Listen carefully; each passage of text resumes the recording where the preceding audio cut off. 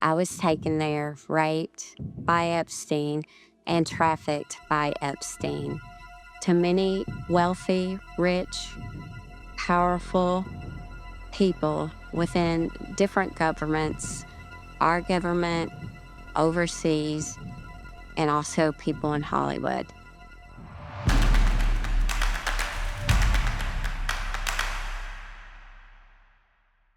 So, Hope, you came from a place so dark, so demonic, so evil, not of your choice, that you can't even speak to all of the things that you've been through.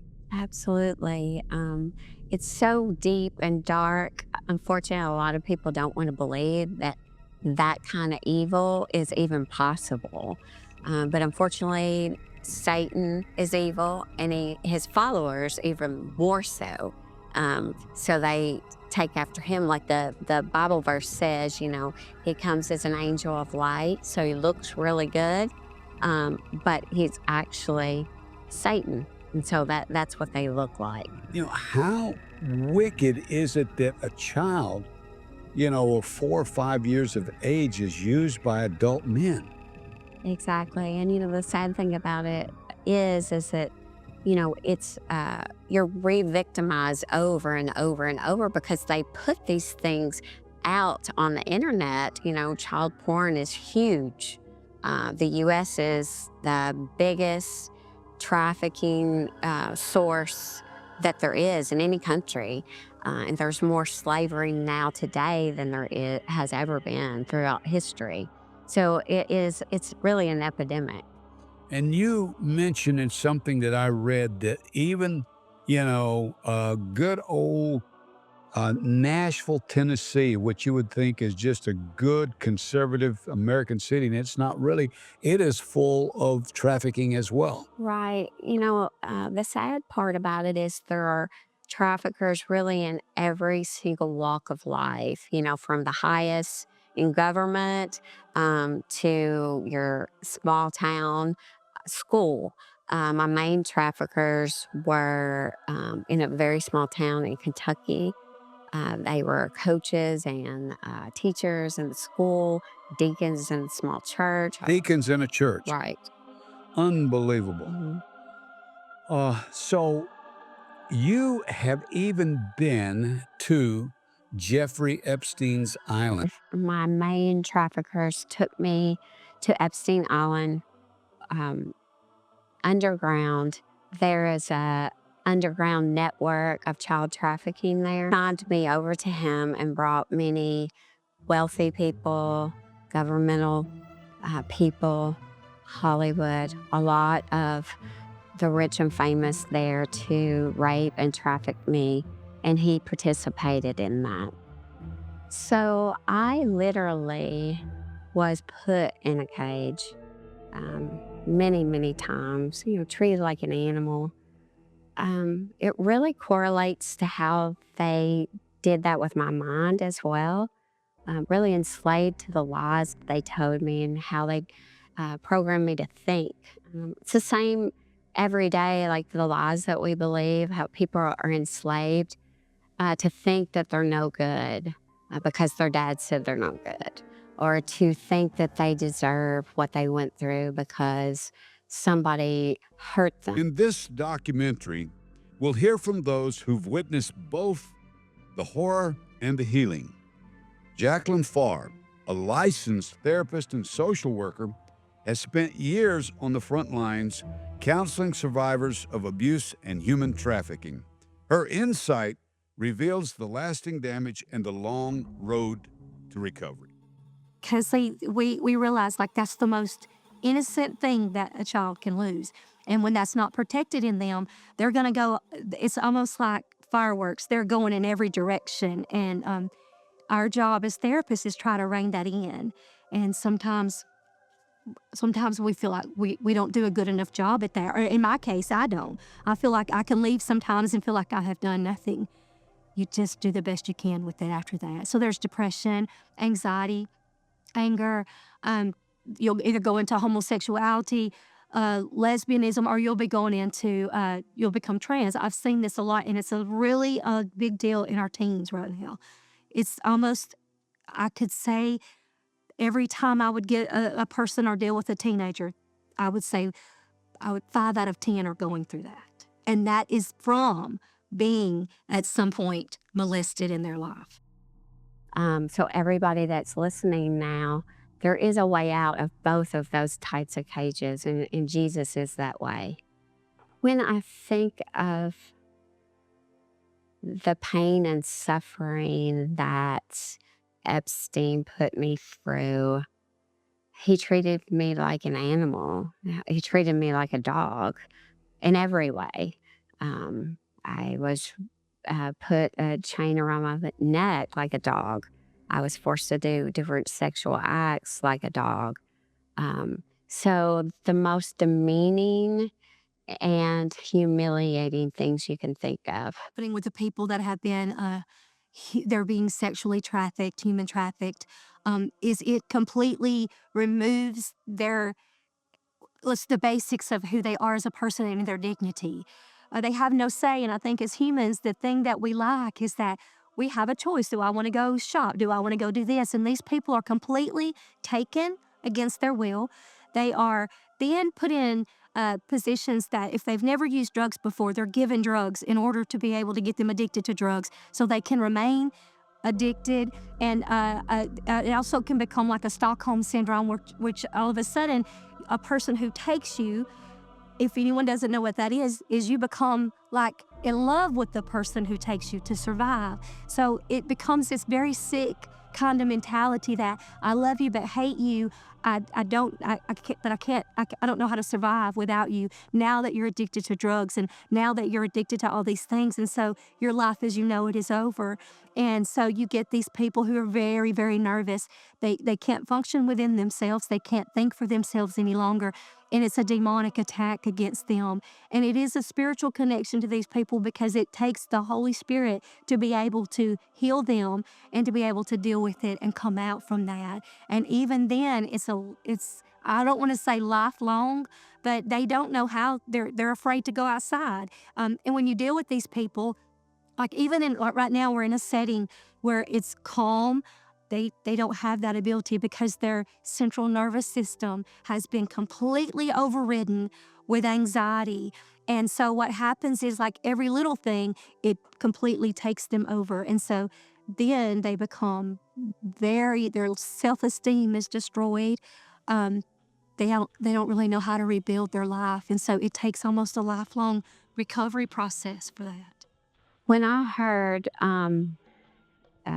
Epstein killed himself, I just knew that that wasn't the full story. I knew that that wasn't the end of the story. There are tons of other public figures like himself that are continuing to traffic children right now. And then one of the girls that was just connected to Prince Andrew was committed suicide a couple weeks ago, and she said she wasn't suicidal. Can you speak to that at all? Right. Well, I mean, people are not stupid. Obviously, these people that have been through these things are continually dying by suicide. So it's obvious that there's something deeper going on here. She was one of the best advocates for those that have been trafficked by Epstein. And, I'm so sad that she was taken out like that. Um, but the reality is, they're very, very serious in covering up what they do. They don't want anybody to ever know so they can continue to get, away with what they do.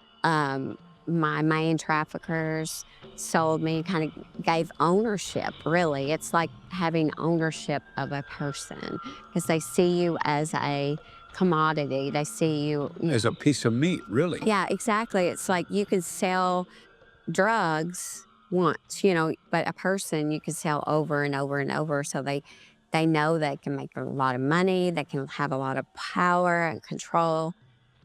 So for me, I was I was really signed over to him and then trafficked to people that he brought through Epstein Island, which for me, all of my trafficking was done more underground, not so much in the public eye. That definitely was going on, but there was something even darker and deeper going on below the surface. Dr. Al and Susan Henson, founders of the Compassionate Hope Foundation, a ministry that has rescued more than 1,000 children from the grip of human trafficking across Southeast Asia.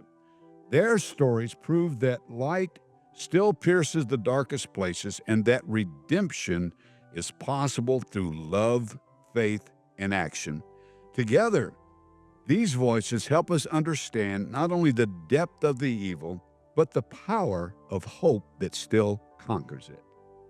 But our hearts were just burdened for the children. And so we birthed Compassionate Hope Foundation as a means of operating and functioning as a mission and a ministry to vulnerable children, children with human trafficking, children that have gone through all kinds of suffering and pain, abandonment, orphans. And that was the birthing of Compassionate Hope Foundation. Oh, we have lots of stories. We've rescued now, just since 2011, we've rescued over 1,000 children. We have homes of hope, so our desire is to be able to take these children into homes, not orphanages, but to give them an opportunity to not only have a safe place, but to have a home. And we take them all the way through university or Bible college or some type of VOTEC. He had the Lolita Express, and he tell us a little bit about what went on there, the types of people that would come to Epstein Island. It really wasn't just limited to the U.S. As a child, I didn't know who these people were, but I could tell they were very well off. They were from different countries. Somebody that you would look out and think, well, they're some kind of royalty or somebody very important. He definitely had connections with government, high up government officials. So we're talking politicians, probably princes, and maybe even presidents. Yes, absolutely. And so do you recall kind of what would go on in those circumstances? So for me, normally what would happen is, like I said, they treat you as a commodity or like a product that they sell. So they would have me, there were other little children there. They kind of kept us in like stalls. And then they would bring the people by to really view us. Select what they want. Yeah, exactly. Probably the number one story, and it's written in our book, Breaking Invisible Chains, is called Two-Faced Ellie. And Ellie was 9 years old. She was taken to her aunt's house to stay for a while. And one night, about 2 o'clock in the morning, her aunt wakes her up and says, "Ellie, wake up, wake up. I want you to come say hi to my friend." And so she goes in there and she doesn't really know what's even happening.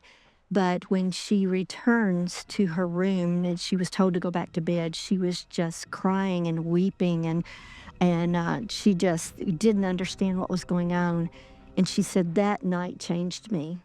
And so that goes on for months. Then she just says, "All I want to do is just go back home." Well, she was able to go back home a few months later, and she thinks all is well. She's away from her monster, only for 2 days later that her mother wakes her up and does the same thing. Says, "Hey, I've got a friend. Peter wants to say hi to you." And so that starts a cycle for this 9-year-old girl, very innocent, now thrown into online sexual exploitation. And there on this dark web, she's made to do horrible, horrible things. And from the age 9 to 15, she is trafficked every single night and every single day. And she says in her story there, she begins to tell that at one point she just wants to die. She says, "I was like a two-faced robot with no soul. And she said, I was just like I would take my blanket every morning and fold it and set it aside. She said, that's the way my soul was. And I just wanted to die. And you said it was not only sexual, I mean, it could be abuse. It's somebody that they Yeah, very abuse. much abuse. I had to see other little children getting abused, hurt, people not surviving it. A lot of things that really you would consider torture today. If you are in human or sexual trafficking of any kind, domestic violence of any kind, you're going to find that you may have a place in your town. You're going to see a purple ribbon. You'll see like a pink ribbon for, if you see the ribbon for like breast cancer, you're going to see a purple ribbon. And usually the purple ribbon, you're going to be able to find somewhere in that building, and usually it's in the women's bathroom. You're going to be able to go in and there'll be a number that you can call. Tell your therapist. If you have a therapist, if you are out of the trafficking and you're still some way connected to them and being abused, your therapist can call right then. I've had to do that before. I've had to encourage people to call or try to help them out just in ministry. I've had these people live in our home that we've dealt with this stuff for. There's also, you can call 911. You can go to an ER. I literally have had to give notes to people to give to nurses to let them know that there's, stuff going on to please help me. Those little things like that. If you go to a store and you see a cop, tell them. The issue is getting over the fear of being able to do that, because in their mind, they're everywhere. So call 911, call 988, which is the suicide hotline. The suicide hotline can also connect you and help you with that. They're 24/7. And again, the purple ribbon, they should be on the window sill of somewhere in a building, and you'll know that you can get help that way. And then she writes a poem, which is in the book. I'd love to read it if you don't mind, but it's called Rescue Me. And she wrote this poem just before she was rescued into our homes of hope. This is unique in the sense that, this is stories of redemption. They're horror stories, but they're also stories of the power of love, God's love, and the gospel. And I think of this because Satan was trying as he is every human soul. He's trying to destroy people. He can't hurt God, but the only way he can hurt God is try to hurt God's creation, us, men and women. And so he was trying to destroy this young life. But God, even in the midst of all of this horror, God had a plan. And God knew that this young lady was an artist and a singer and a writer. And God had a plan that when she was redeemed and rescued, she could, in a unique way, tell the story. And this poem is a story of her horror and her redemption. And coming from one that's known the love of God now, and the power of God, and the power of the gospel to not only rescue, but to restore and to heal and to set one free, to fulfill God's eternal purposes and plans in their life. That's what she wrote. She says, my dark mask was worn at night. While at school, I would put on my pretend smile mask over my dark soul, trying to survive another day. I ultimately lost myself. I let the darkness fill me, and I wanted to die. So I wrote a poem from the words that ran through my mind and heart over and over every night. And this is her poem. Rescue me. Help me. Monsters are chasing. Can't you see? Monsters are whispering. Can't you hear? Monsters are shouting. You're nothing. Can't you feel my pain? Monsters are pushing. End it all. Just jump. Can't you hear all the whys I'm asking? Monsters are laughing. Ha ha ha. You're all alone in this darkness. Can someone please rescue me? And that's exactly what happened as she was brought into the homes of hope and she began to share her story. In the beginning, she thought, oh, if they really knew who I was, they would discard me. But she found a safe place, a place of love and security. And then she was able to sit with our daughter-in-law And our daughter-in-law, Kathleen, was able to share her story of redemption through abuse. And it just opened up Ellie's heart in the midst of this. And she was able to find out that Jesus is our true rescuer of our soul. And she said that glorious day, Jesus became my rescuer, and he rescued from my shame and my pain and my past and gave me a brand new name. And she says, I now know my true identity is that I am a daughter of the Most High King. How long do you remember did you stay at the island? For me, since I had my main programmers or my main traffickers um, outside of that, it would be like 3, 4 days, there and then leave and then come back because they were really trafficking me a lot of different places. How was it that you could not escape? I knew that I could escape. I thought that I deserved what I was going through. So I didn't even try. And there were so many people that were involved. I wasn't even allowed to speak to someone if they were not somebody they approved. Tell us how somebody is enslaved. Right. And it's very hard for people to understand unless you've really experienced that. But they control the way you think, what you think about yourself. I mean, I could not go to the restroom without getting, a permission to do that. I was not allowed to eat unless they said that I could eat. So it was a constant performing to get the basic necessities that I needed to survive. And they really, it's kind of like what I try to relate it to is like when there was slavery as far as, the African-American slavery, when they were set free, a lot of them did not get completely free because in their mind, they had been programmed or had been taught, this is what I deserve and this is all there ever is. So they had very much ingrained in me that I was completely evil, that I was the cause of it, that God wanted me those things to happen. So in my mind, they were doing me a service by hurting me. I deserved it. That's all I really ever would experience because that's what I deserved. Symptoms that would follow someone who was sexually trafficked. Let's talk basics. These are little things I've saw in some of my children.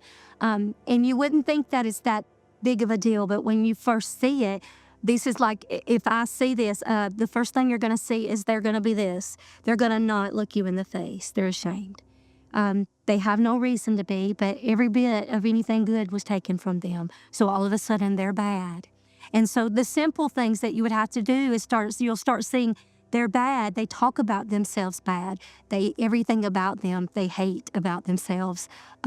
Every little lie that could be told, they believe it. And so we start with the basics of trying to rebuild the most simple things. And then you have to deal with sometimes they quit eating because their body is ugly. And so they're trying to control the basic things that they can. They might eat too much. They might not eat enough. And so we deal with those things, which seems like most people, you're going to dive in. Let's dive into, let's fix the emotion. Let's fix this.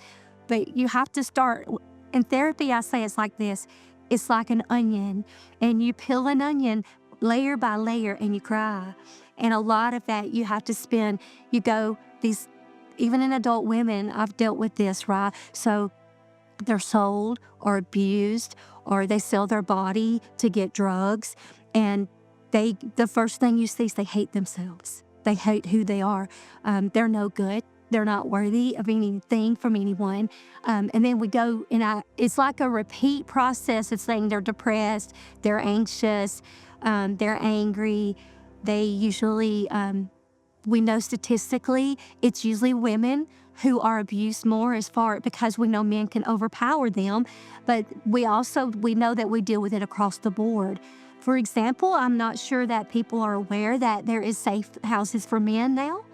Of course, we know that a lot of men don't report that. A lot of women don't. But when you get these things and you have to deal with them, the basic things you're going to deal with is shame, anxiety, depression, The trauma is literally taking years. The traumatic events, for example, think physically, right? Physically, your hair can fall out. You start having heart failure.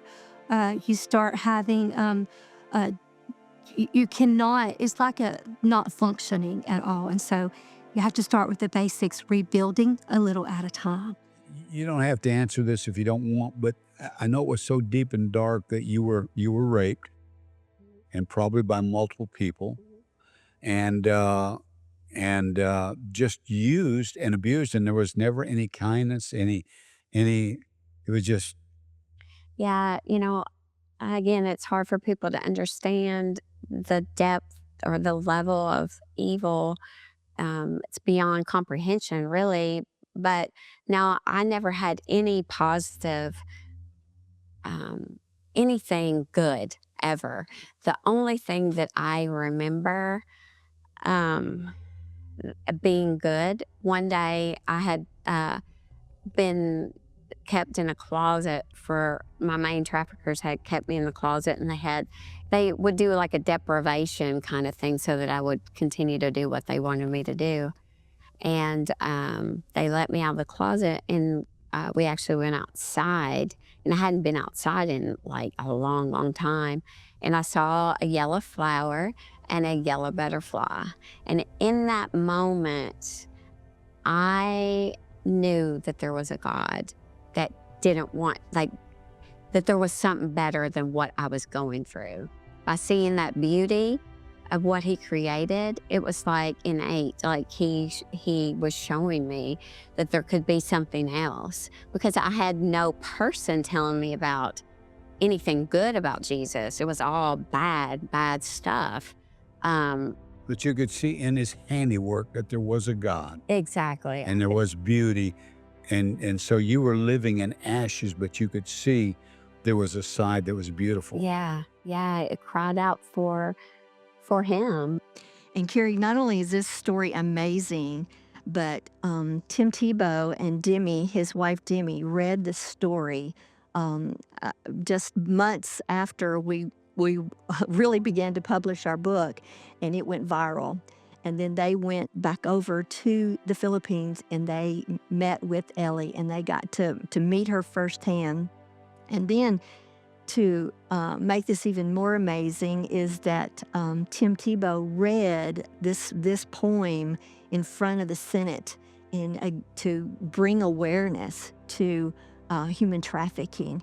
And so her voice, which was silenced at one time, now has gone across the world of saying there is freedom, there can be healing, and there is redemption in Christ. So the beauty of that is, yes, there are dark sides of human trafficking, but when they're brought into our homes of hope, there is redemption and there is hope. So it's very painful to think about it, but there was a lot of times where they would intentionally get us pregnant so that they would have the ability to abort the child and use that for rituals and things like that.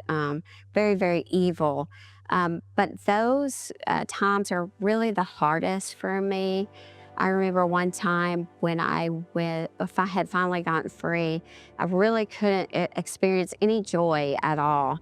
And Jesus kind of gave me a vision of my little girl. And he had her put her hands on my face and say, "It's okay to live now. You can be happy." And so from that moment on, I was actually able to really just enjoy my life, just not be overwhelmed with the pain of my past, because I did it for her. You mentioned a dark web, and I remember when I first got dial-up internet in my house, and it was real slow. Do you think there's been a great proliferation of sexual trafficking since the internet has become available? Absolutely. It's grown. There was always something going on, but never to the extent today, I guess, because you can find anything you want on the internet. And Absolutely. And they have so many ways that are like foolproof to be able to hide those things for even from police, on the web. They have ways of doing that and ways of connecting that they're never found out. We just had birthed a new work in Cambodia. And while we're building the village and the homes, we've already started. And 3 young ladies have been rescued. And one's 11 now, one's 12, one's 13. Beautiful Cambodian daughters of God, or young ladies. And so I'd been around and we were doing some things, and I was with pastors and just sort of meeting them. And then I said, I want to take a time to sit down and just talk with them. And so I did, and I was able to create a safe enough space that the 13-year-old went first, the 12-year-old went second, and it got safe enough. And it was like this 11-year-old girl. It's like she'd been holding this in. She said, she just had to finally let it out. So I turned her and I said, tell your story. She said, I'll tell you my story. I was 7 years old.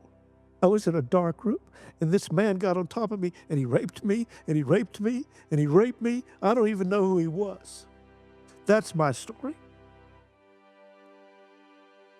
And I sat there and I thought, that's what the gospel is all about. It's not just us sharing Jesus, but it's going and being Jesus to these people. Then they will know the love of God through us as we come and rescue them and then take them into our hearts and into our family and into our homes. And I thought, and I looked at that young lady, and I'll just call her little L, and I thought, this is the gospel at work. And as we're talking about human trafficking, it's everywhere. And I'll just give you a statistic that helps you to really understand how horrific and how broad this is. In the Philippines, it's the #1 nation in the world for OSEC. Online sexual exploitation of children. Yeah, Susan, online sexual exploitation of children. And the second nation is Mexico. Every time a child is trafficked in Mexico on online sexual exploitation, 16 are trafficked in the Philippines. It's 6 times greater in this country than even in the country of Mexico, which is #2. And we're not talking about a dozen or 100. In Cambodia, where we've just gone, there are literally thousands and thousands and thousands of children. Thailand actually put out a statistic, but the government put out a statistic and said we have 12 million children that are in danger. how do they get somebody involved in a case like that? Well, the thing about it is I think there's a mindset that trafficking is like on the streets, you know, more shady areas and things like that. But the most trafficking is really in affluent areas because they have the money to, buy and to sell. And so a lot of it's going on there. They get away with what they're doing because they really fit in and they look like any other person. That's where it comes in, being a Christian, following the Lord, like our spirit, we can sense if something that's just not right, we can tell. And I think a lot of times people kind of put that in the back of their mind. They don't really go with that because we're like, oh, we're supposed to be nice and we're supposed to be kind. But it's so important to kind of go with that gut feeling that the Lord gives you that something's just not right. But it's in all walks of life. And what you're saying is that it's the wealthy people, it's the politician, it's the millionaire, it's the billionaire that can get whatever he wants. Yeah, the sad part about it is there's so many people involved that they've got a lot of money behind them, that they can pay people off to look the other way, to They can start. kill people. We know that's happened. Yeah, They exactly. they can kill people that have information and stop it from happening. But the Bible says that God's going to expose all of this stuff done in the darkness. And so, Hope, you went through, before we talk about how the Lord rescued us, give us a synopsis of your worst time, uh, and give people an understanding of what really goes on in this satanic world. Yeah, I think a lot of trafficking is based in satanic ritual abuse. They're very involved in things like that. Is there murder in the satanic rituals Yeah, absolutely. of human beings? Did see people murdered. They would be tortured, sometimes to death. We would have to hurt each other. It was very, very traumatizing.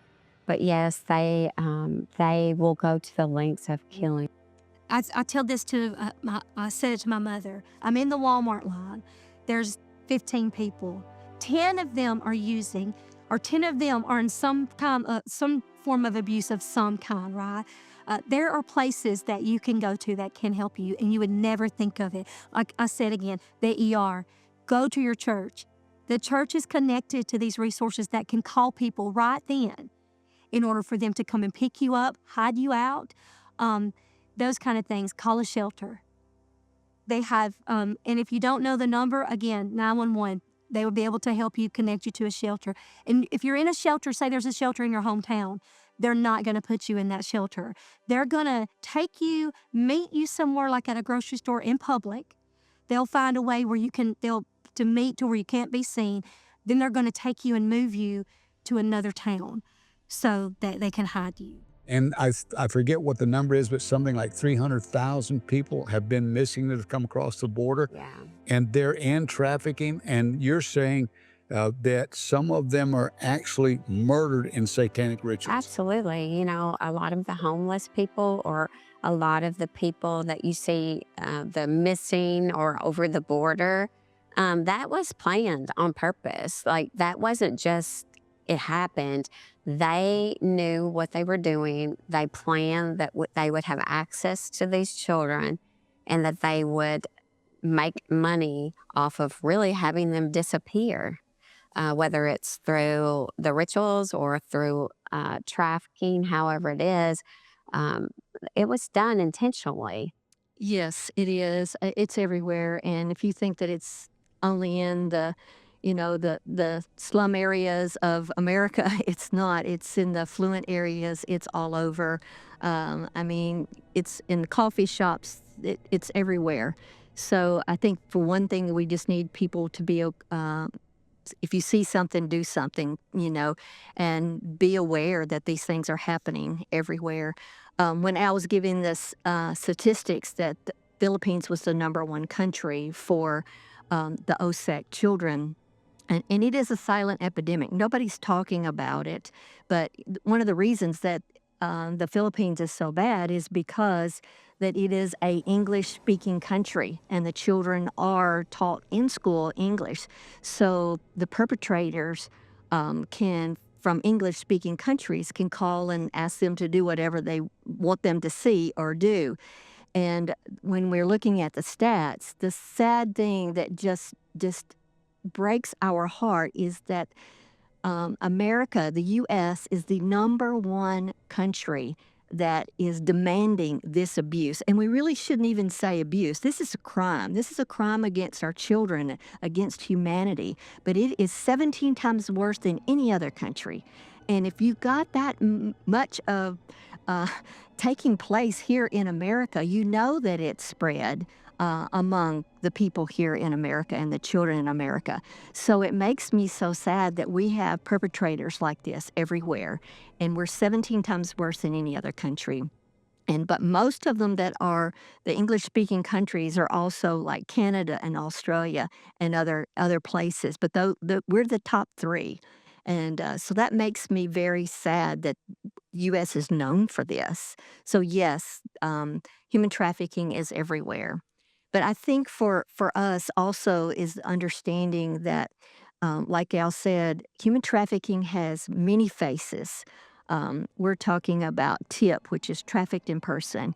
We're talking about labor trafficking. We're talking about debt trafficking. People come here to America and thinking they're going to have freedom, and then someone will pay their way, and then they take their passports, and then they start bribing them, and then they can no longer survive here in America because they're in debt, and so there's debt trafficking. There's harvesting of organs trafficking. We're even seeing that happen. We're trying to rescue several girls right now that is they are on the market to be sold. We can't say to where, but so there's lots of different faces. And then you have the OSEC. So we just need to be aware that, like Al said, the online sexual exploitation is one end of it, but there are many, many faces to human trafficking. You say that this stuff was so wicked, so demonic, so dark that people even come to these places and would pay just to beat somebody up, or you torture them. Yeah, and a lot of times, these people, they're very smart. They know how the brain works. They know specifically what they're doing and how to manipulate a person to do what they want them to do. So it's really, it's like mind control, really. It's like you can control a person through the things that you do to them. I'm going to hurt them if you don't do this, or they use that Jesus heart to manipulate, because really it's done.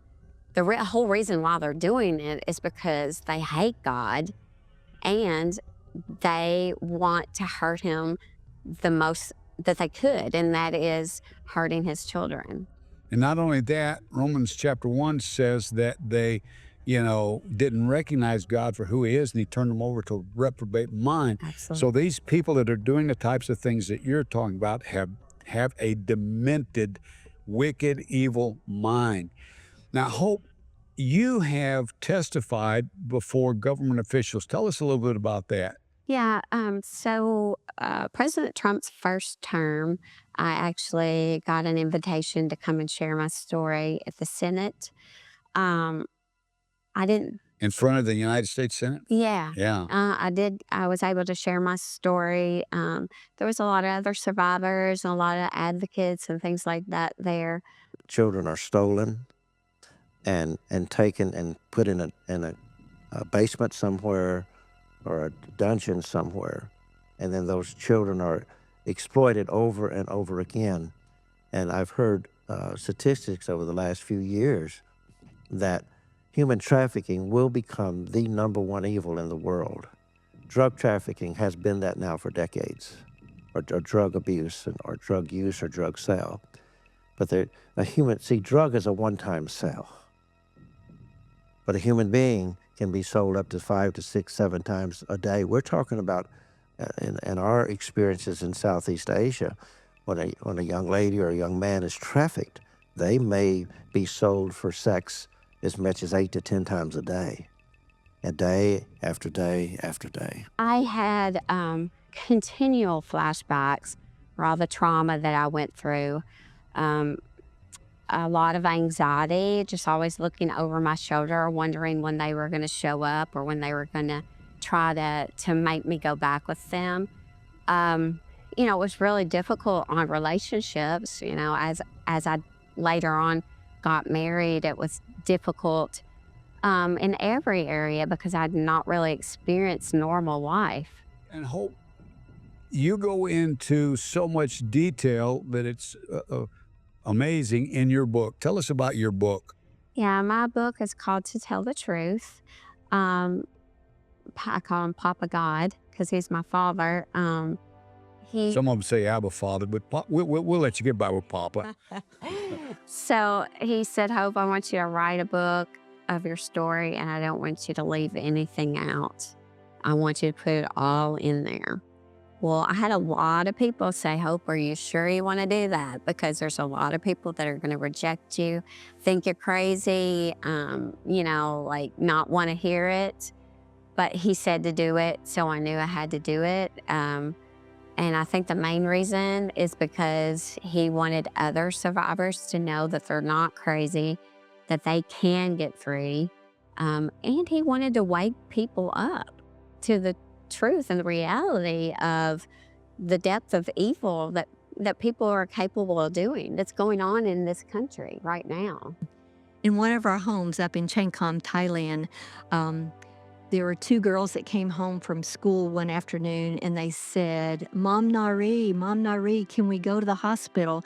Our 14-year-old friend is in the hospital dying because she was taken as a child bride. And it was so horrible that she took rat poison and she's dying.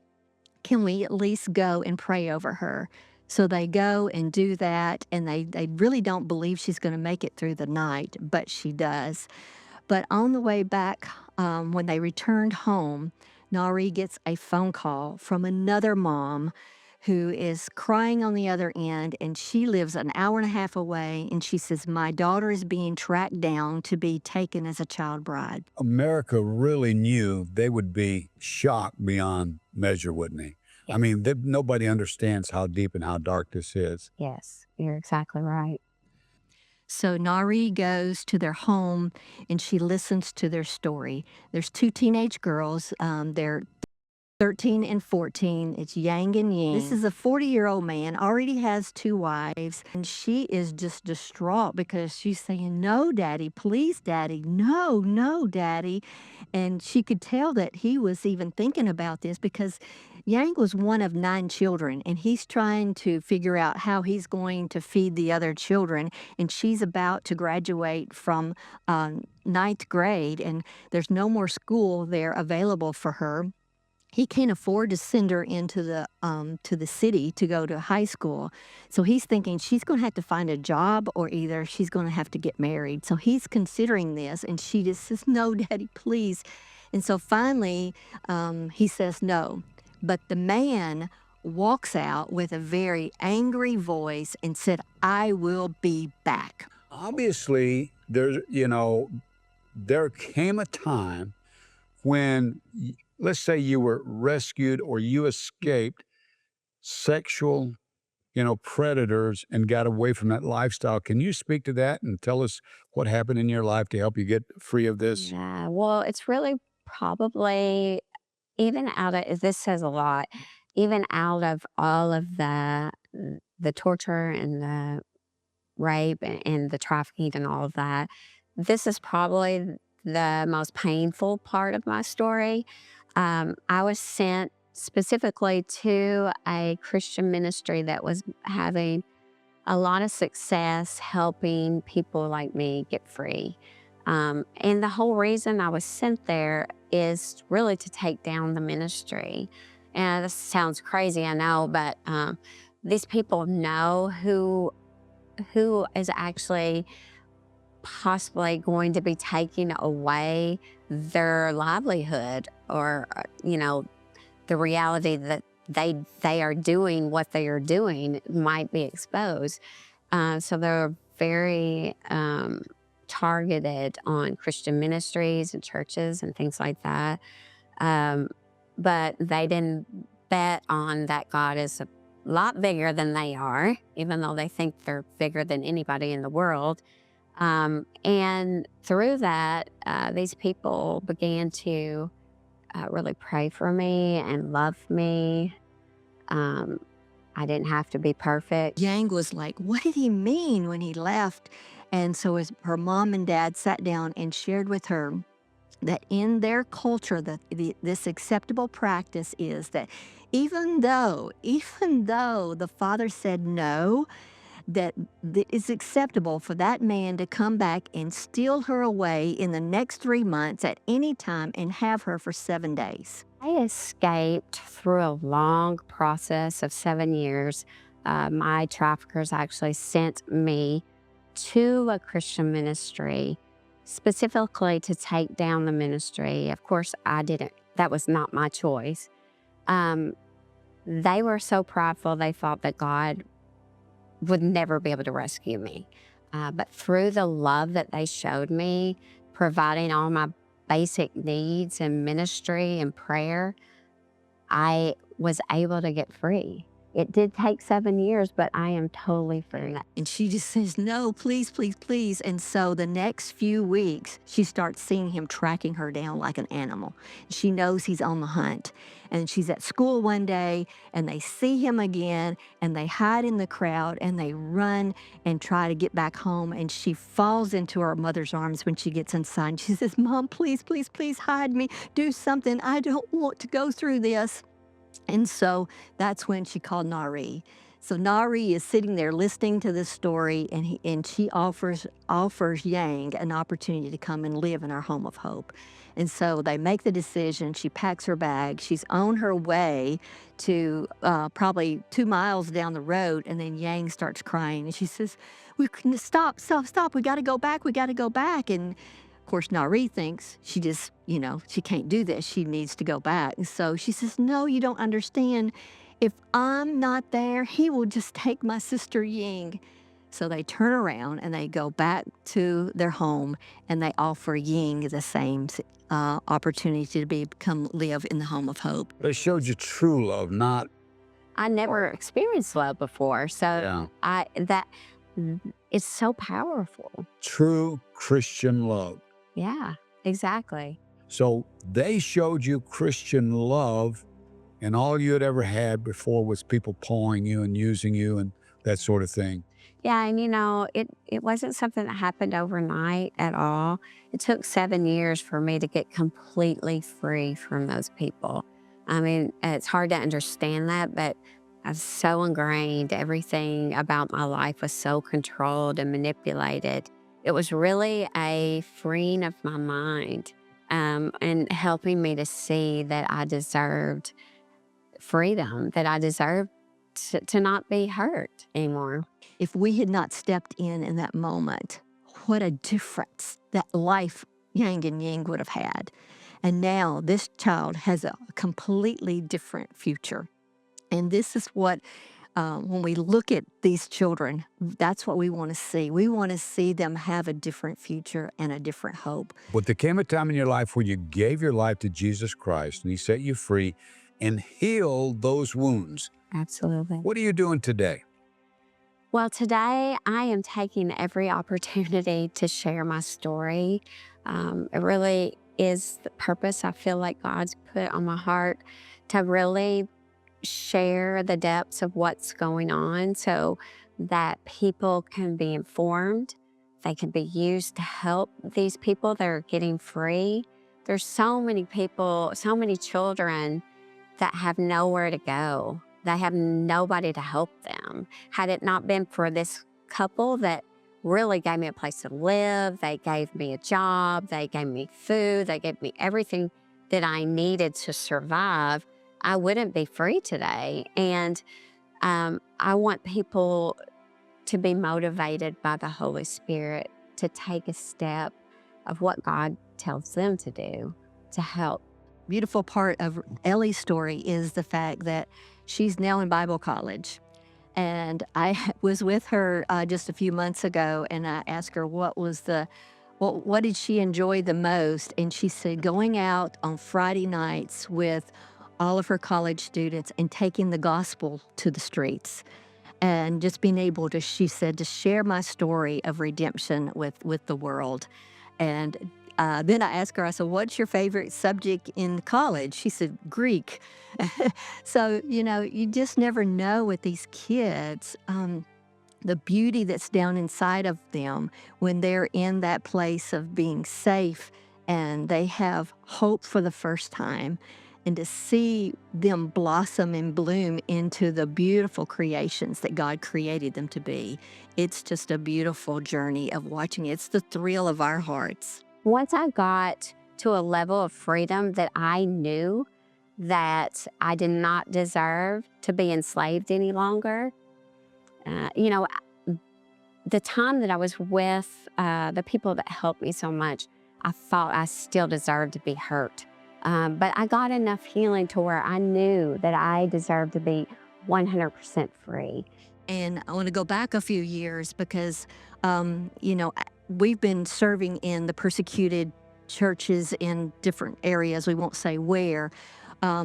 But Al had gone into this country and was meeting with some pastors and everything. And so there was a young girl that was brought into the pastor's home that day, and she her story is that she was birthed for the industry, sold, taken from the family at 3, discarded at 6 years old because now she has had AIDS.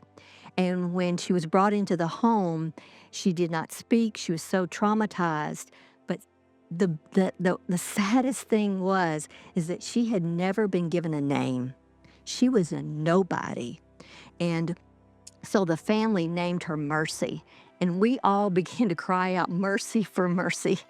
And Al goes back 2 years later into this home to see this pastor again, and there is Mercy. And she's laughing and playing, and she's come to know the Lord. And Al goes, "Let me leave you some money because I think God has healed her, and I think you should have her retested." And they did, and there was no sign of any AIDS whatsoever. So I say all that when we were looking at how do we make the greatest impact, and we saw what happened to Mercy, that's when we said we needed to do Homes of Hope. And that's where we could do discipleship 24/7, and we could truly make a difference. So that one story, which is similar to what happened in Hope's story of from birth, she was trafficked from birth, that even with little Mercy, God had mercy. And now God used that story to help us say, that's how you can make the greatest impact in these children's lives. So yes, human trafficking is everywhere, and we need to be aware of it. Rescue them, redeem them, and fully restore them back to God's eternal purposes and plans for their life. That's the power of the gospel and the love of God. And we, as the followers of Jesus, God put the keys to the kingdom in our hand, rescuing, redeeming, restoring, reconciling us to God and to each other. And that's why we are the ministers of the gospel of Jesus. And that gospel is not just theology. It's a practice. It's the way we live, the way we love, the way we care, the way we even sacrifice often and put myself, I've been in dangerous places before, dangerous positions, because we want to see God's glory restored in his beautiful creation. I took all of my belongings.